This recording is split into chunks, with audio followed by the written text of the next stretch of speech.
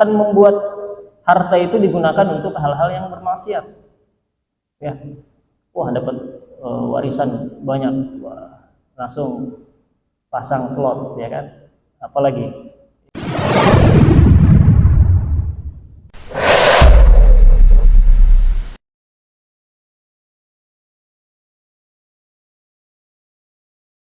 maka Allah ingatkan, harta kalian itu tidak akan bermanfaat kalau kalian sudah mati.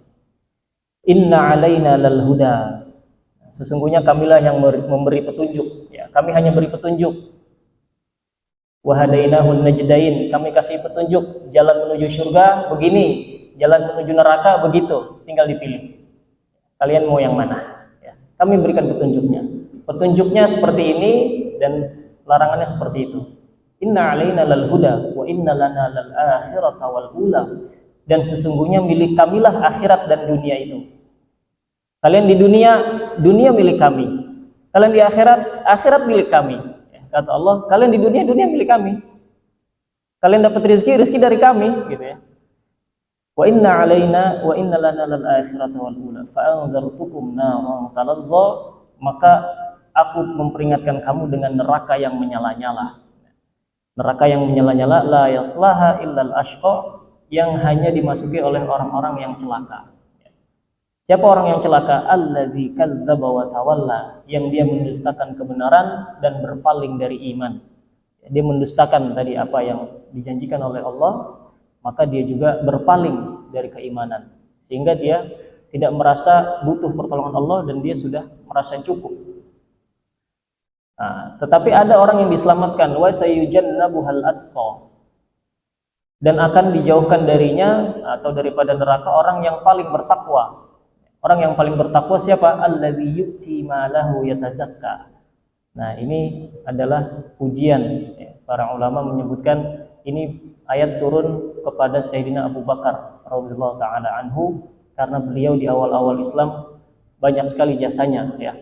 Ketika Bilal ibnu Rabah disiksa oleh Umayyah bin Khalaf, Nabi mengatakan, ya Abu Bakar, Bilal ini disiksa di jalan Allah, maka bebaskan dia. Akhirnya ditebus Bilal menjadi orang merdeka oleh Abu Bakar, dan Allah Subhanahu wa taala puji, alladzi yu'ti malahu yatazakka, dia yang menginfakkan hartanya, memberikan hartanya dan membersihkan jiwanya.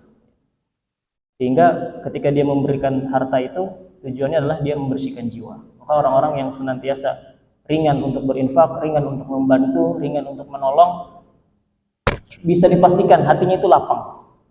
Hatinya lapang. Dia akan dengan mudah berbuat baik. Alladzi yu'ti malahu yatazakka wa ma li ahadin 'indahu min ni'matin tujza, dan tidak ada seorang pun memberikan suatu nikmat padanya yang harus dibalasnya. Nah, Abu Bakar membebaskan Bilal tidak untuk mendapatkan ucapan terima kasih dari Bilal. Hingga dia membebaskan itu sudah selesai. Urusannya selesai. Apa yang diharapkan oleh Abu Bakar? Illa btigha'a wajhi rabbihil a'la. Tetapi dia memberikan itu semata-mata karena mencari keridhaan Tuhannya yang maha tinggi. Hanya ridha Allah Subhanahu wa taala. Dan ini sudah dicetak, sudah diresmikan oleh Allah. Abu Bakar adalah orang yang ikhlas, fa amma man a'ta wattaqa. Memberikan dan dia bertakwa dengan ikhlas. Memberikannya itu ikhlas, ya. Karena mengharapkan hanya Allah Subhanahu wa taala semata. Wala sawfa yarda, dan niscaya kelak dia akan mendapatkan kesenangan yang sempurna. Wala sawfa yarda, dia akan mendapatkan kesenangan yang paripurna, ya. Kesenangan yang diberikan oleh Allah Subhanahu wa taala bagi orang-orang yang memberikan hartanya untuk membersihkan jiwanya dan hanya berharap kepada Allah Subhanahu wa taala balasannya. Tidak mengharapkan balasan daripada yang diberikan, gitu ya. Kadang-kadang kita ngasih bantuan kepada orang seolah-olah yang diuntungkan itu yang diberi bantuan. Padahal sesungguhnya yang lebih beruntung adalah orang yang memberikan bantuan. Orang yang diberikan bantuan, umpamanya kita ngasih makan orang, orang itu udah dapat makan doang. Nah, kita dapat kebaikan banyak. Nah, di antara manfaat sedekah itu dijauhkan daripada bala, ya. Disehatkan badan, kemudian ditambah lagi rezeki, dan seterusnya dan seterusnya. Ada kisah ketika seseorang selalu memberikan hartanya ketika dia dapat. Jadi dia dapat kasihkan, dia dapat kasihkan. Kemudian ditanya, kenapa begitu kebiasaannya? Kata dia, aku punya kebiasaan kepada masyarakat dan Allah Subhanahu wa taala memiliki kebiasaan terhadapku. Aku tidak ingin Allah mengubah kebiasaannya terhadapku dengan cara aku mengubah atau karena aku mengubah kebiasaanku kepada orang lain atau masyarakat. Karena dia rutin sedekah gitu ya. Allah Subhanahu wa taala juga memberikan terus. Setiap aku berikan dikasih lagi. Aku nggak mau Allah mengubah kebiasaannya itu karena gara-gara aku mengubah kebiasaanku pada masyarakat. Aku pelit gitu. Bisa jadi nanti nggak akan dikasih lagi sama Allah. Nah, itu adalah yang bisa kita pelajari daripada surah Al-Lail yang isinya adalah ujian dari Allah Subhanahu wa taala bagi mereka yang memberikan. Kalau dalam hal ini definitif ya, dalam memberikan harta, bisa jadi memberikan bantuan kepada orang yang membutuhkan ya, memberikan sumbangsih apa saja yang bisa meringankan orang. Allahu fi aunil 'abdi ma kana al-'abdu fi auni akhihi.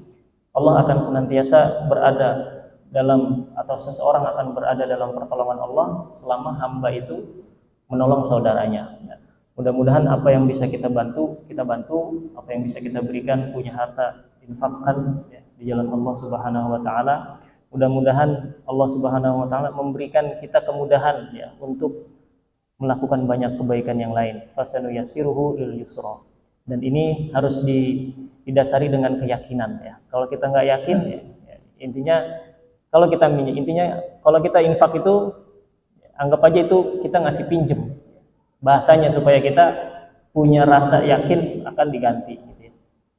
Dan kita nggak boleh nggak yakin karena Allah Subhanahu wa taala yang memiliki semuanya. Dan Allah nggak akan mengingkari janjinya. Beda dengan makhluk yang senang mengingkarin janji gitu ya. Sering mengingkari janji, tapi Allah la yukhliful mi'ad. Kita akan baca satu ayat. Nanti saya baca, kemudian Bapak-bapak ikuti dari ayat 1 sampai ayat 21 insyaallah.